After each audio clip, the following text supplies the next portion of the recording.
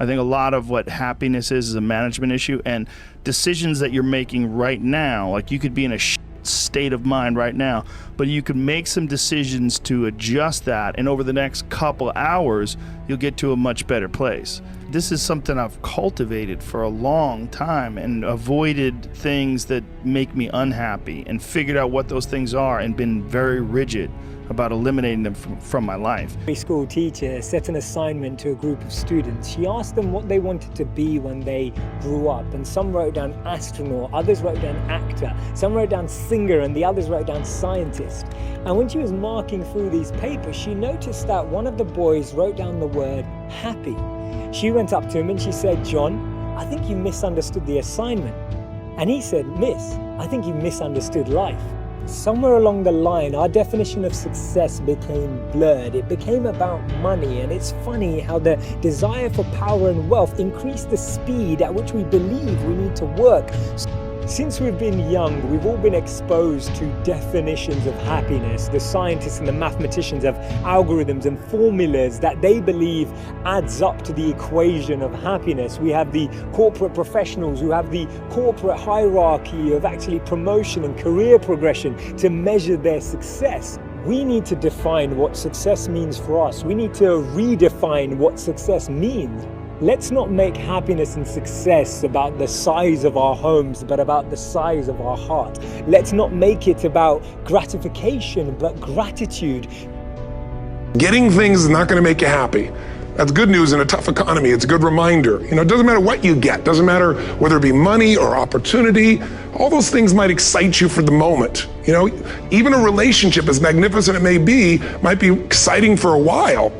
But if you don't keep growing, that relationship isn't going to stay exciting. So the secret to real happiness is progress. Progress equals happiness. And if we can make progress on a regular basis, we feel alive. And that's why at the beginning of the year, we get this thing like, okay, I can have this fresh start. I could really do what my soul desires. I could expand. I could grow. I could improve. I could change. Or maybe better than change, I could progress. See, think about that. Progress is an aliveness to it, doesn't it? We become happy by creating happiness. When we put a new pin on someone, and it creates this incredible joy for them that they finally arrived, they did the meetings, they did the classes, they did all the stuff, now they've arrived. We create this happiness for them by putting the pin on, giving them a hug and giving them our congratulations. We create happiness for them, but it simultaneously raises our level of happiness to an incredible degree. We learn to see by creating sight in others. If we can help them to see, we can see. We develop a future for someone, and our future automatically then starts to develop and starts to grow and starts to expand as we develop vision for others. Happiness is not something you find outside of yourself, and it's not something you have or don't have. It's a skill that we all can work on. We all can train and work on. Everything in the universe is energy, including you. Basically put, the law of attraction states that like attracts like, and the exact circumstances of your life are entirely dependent on your own ability to think and feel in alignment of what you truly want.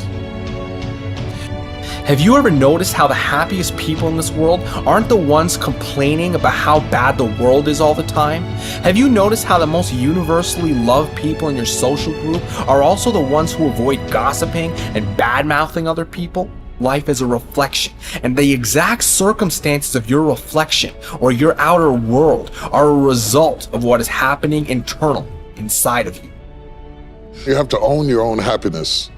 Take it away from other people demanding that they make you happy. Your kids are not going to make you happy. Your spouse is not going to make you happy. A big house is not going to make you happy.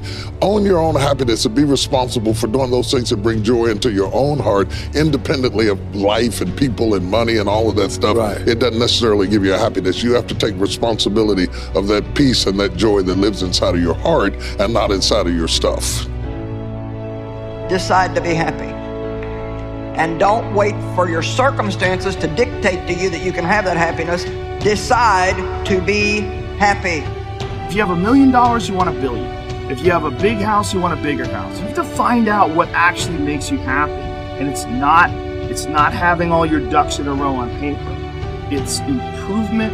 It's improvement in the way you manage your mind. It's improvement in the way you manage your emotions. It's understanding how you've made mistakes and how to improve upon them, and also understanding what you've done right and building upon that. All of those things are what make people happy, including love and friendship and being good at that. Being a good friend, being a good lover, being a good neighbor. All those things, those aren't distractions. Those are part of the big overall of being a human being. Happiness doesn't automatically happen. It's a choice we have to make. You can't wait to see what kind of day it's going to be. You have to decide what kind of day it's going to be. Make a commitment to be happy. Find little things just to get tickled about and laugh. Find ways to be happy in the moment. A lot of people say, well, I'll be happy when I pay off all my bills. No. I'll be happy when I get my divorce. Oh, no. I'll be happy with the children gone. Oh, no. You want to be happy now. See, there are no guarantees. No one says you're going to be here 2, 3, or 4 years from now.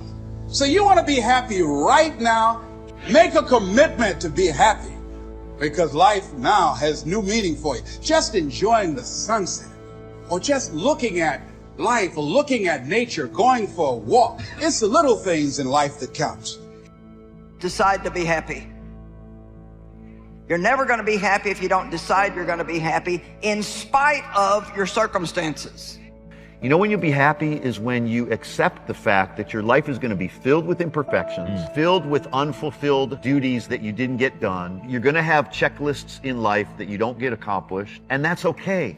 Because if what you can do is focus on the simple life that Jesus talks about and the simple life that we're talking about, this is when people are really going to be happy. Simplicity is one of the greatest secrets to happiness. Our experience of happiness is so similar to this. We run around trying to find it in absolutely every place, but actually when we come back home, we find out that it's within. When I was in my teens, I heard a fascinating quote from Jim Carrey, and he said, everyone should become rich and famous and do everything they dreamed of just to see that it's not the answer.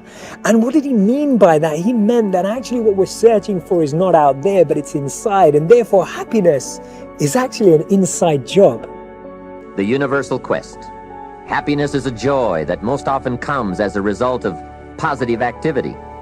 Like wealth, it too has a wide variety of meanings and interpretations.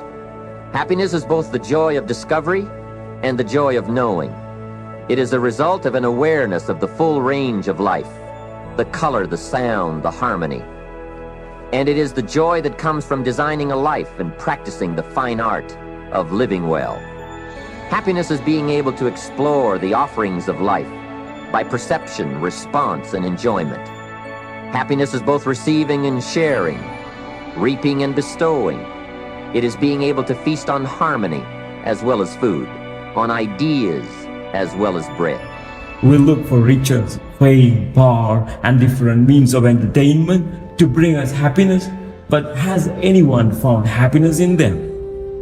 Riches can be lost, fame can burst like a soap bubble, power can be taken away, and the entertainment that excited you today might not be enough for tomorrow.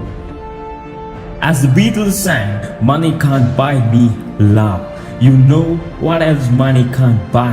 Happiness.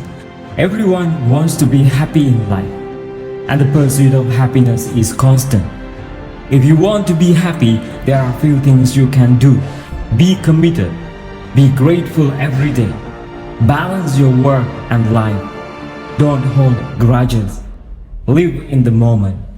Have good friends that stick around you come rain or shine. Live in the moment. You can't change the past, and you have no control of the future. Live in the moment and enjoy what's in front of you right here, right now. I want you to focus on these smaller, joyful moments. And that's how you build a happy day. That's how you build a happy life.